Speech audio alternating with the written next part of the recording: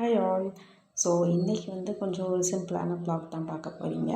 So morning வந்து என்னென்னா பூரி பண்ணலாம் அப்படின்ட்டு தான் முடிவு பண்ணியிருந்தேன். பூரினா எப்பவும் பண்ணாலுமே இந்த சுப்பா ஜூஸ் பூரி வந்து நான் வீடியோ பார்த்தேன். ஸோ பீட்ரூட், டர்மரிக் அதுக்கப்புறம் கொத்தமல்லி இருந்துச்சு.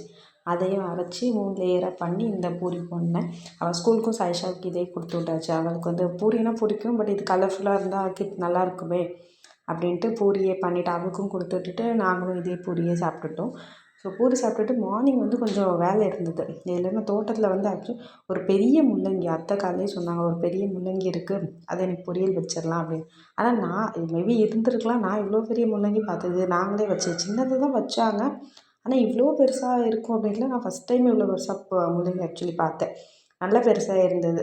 ஸோ பூலாம் விட்டுட்டு அப்படின்ட்டு எடுத்தாச்சு.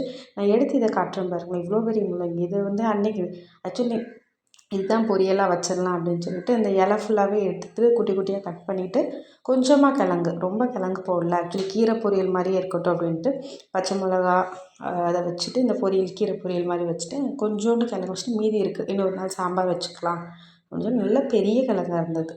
ஸோ அதை இன்றைக்கி இதை எடுத்து க்ளீன் பண்ணிவிட்டு லஞ்சுக்கு இதை ரெடி பண்ணியாச்சு. That's all. தேங்க்யூ. பாய்.